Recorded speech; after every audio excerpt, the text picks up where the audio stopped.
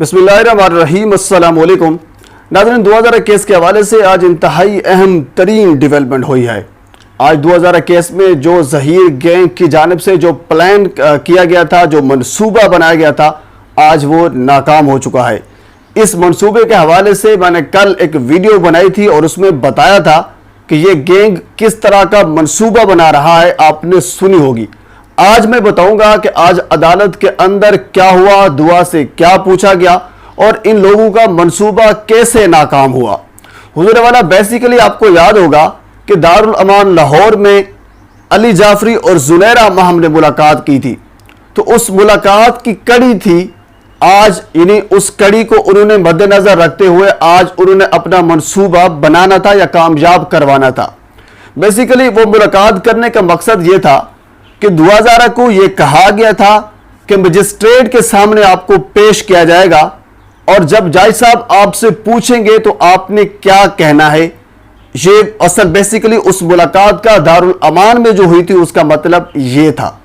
आपको याद होगा कि कल वीडियो में मैंने बताया है कि आमिर नियाज ने, जो ज़हीर के वकील हैं, उन्होंने एक दरख्वास्त दी है मजिस्ट्रेट में कि 2011 को बच्ची को बाज़ाब्त करा लिया गया है, तो उसको 24 घंटों के अंदर, ये कानून कहता है, जो एक्ट है उसकी एक तरमीम है 2021 में की गई थी, तो उस तरमीम के मुताबिक, उस तरमीम को मद्देनजर रखते हुए जब कोई बच्चा या बच्ची अगवा की गई हो, उसके बाद फिर उसको बाज़ाब्त करवाया गया हो, या फिर छोटी उम्र की कोई बच्ची से शादी की गई हो या कराई गई हो, तो जब वो उसको वापस घर लाया जाए या दारुल अमान लाया जाए या चाइल्ड प्रोटेक्शन में लाया जाए, तो फिर 24 घंटों के अंदर उसको मजिस्ट्रेट के सामने पेश करना होता है। ये जो एक्ट है उसकी तरमीम ये कहती है।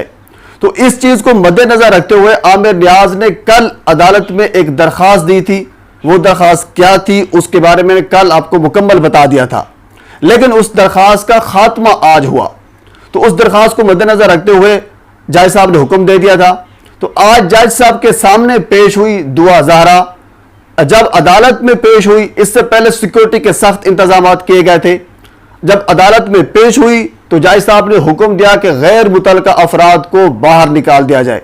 तो उसमें तमाम लोग, जो मीडिया के हजरात थे, जो बाकी वकला हजरात थे, यानी जो मेन वकला थे, उसके अलावा जो बाकी 7 वकला गए हुए थे, उनकी बात हो रही है, उनको भी बाहर निकाल दिया गया। यानी जबरान नासिर साहब अदालत में मौजूद थे, 2011 अदालत में मौजूद थी और इसके अलावा ज़हीर के वकील अदालत में मौजूद थे। अब मैं आपको बताता हूं प्लान मंसूबा था क्या।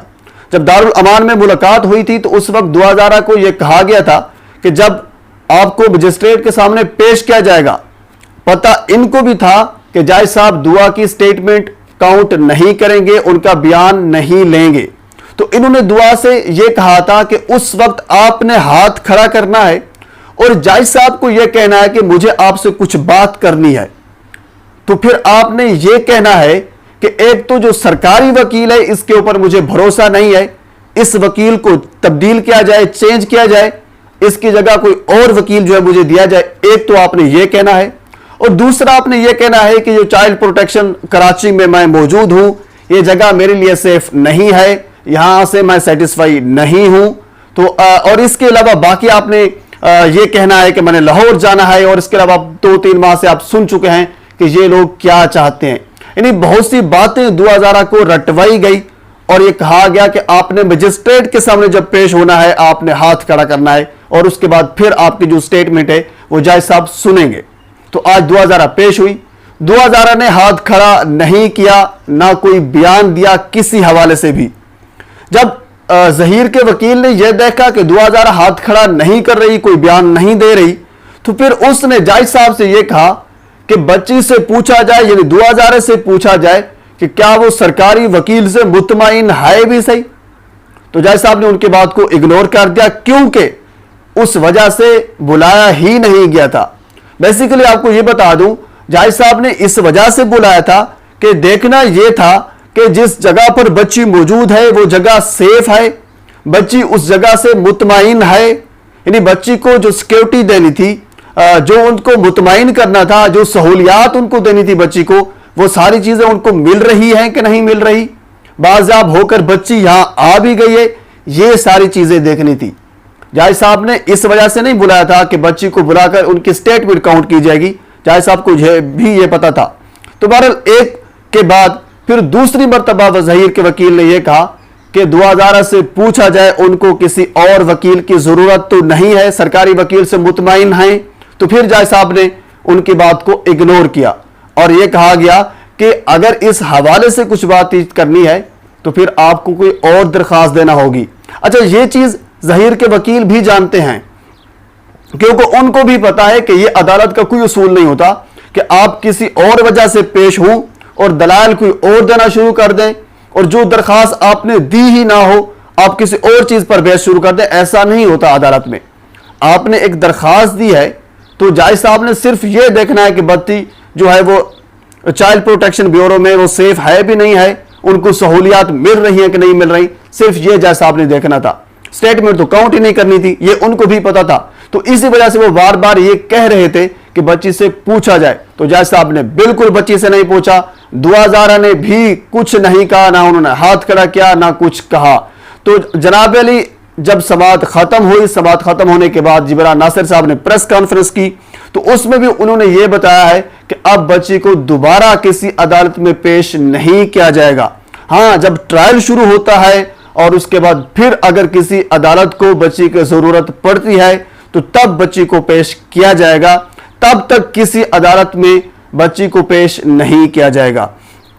बेसिकली कहने का मकसद यह है कि जो मंसूबा इन लोगों ने बनाया था ज़हीर गैंग ने, आज वो मंसूबा बिल्कुल नाकाम हो चुका है। खुशी है हमारे लिए, मेहदी काज़मी साहब के जो सपोर्टर हैं, मेहदी काज़मी साहब के नजरिए की जो लोग हिमायत करते हैं, उनके लिए खुशी की बात है, क्योंकि आज जो इन्होंने मंसूबा बनाया था उससे कुछ भी हो सकता था। कल मैंने वीडियो बनाई थी, उसमें मैंने आपको यह बताया था कि इनका मंसूबा खतरनाक है, इससे कुछ भी हो सकता है। अगर जज साहब बच्ची की स्टेटमेंट काउंट कर लेते तो फिर काफी मसला हो जाता, लेकिन जस्टिस जो आफ्ताब भोगियो साहब है उनको पता है, वो इस केस की समाअत 2-3 मरतबा पहले भी कर चुके हैं और जो मुआज़िज़ जज साहब बैठे होते हैं उनको सारी चीजों का इल्म होता है कि किस चीज को कहां पे रखना है। तो जनाब अली आज बड़ा कमाल का फैसला हुआ, हक और सच की फतह हुई। दुआ ज़ारा के वालिद मेहदी काज़मी साहब की एक मरतबा फिर फतह हो चुकी है। तो नाज़रीन, आज की ये अपडेट थी, आज की ये न्यूज़ थी।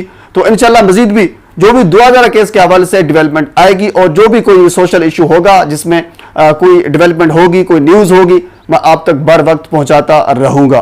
तो एक मरतबा फिर आपसे गुजारिश है मेरे चैनल को सब्सक्राइब कर दें ताकि आने वाले हर इंफॉर्मेटिव वीडियो आप तक पहुंच सके। अल्लाह हाफिज़। हम मौजूद हैं दुआ ज़ारा के घर में और हम कुछ ऐसी बातें चल रही हैं, ख़ासतौर पर वो जो वकील जिसने बहुत सारे एलिगेशन लगाए हैं दुआ ज़ारा की फैमिली पर तो हमने चाहा कि क्यों ना ऐसा करें कि हम दुआ ज़ारा की छोटी सी बहन सकीना से कुछ इंटरव्यू कर लें और कुछ बातें उनसे पूछते हैं।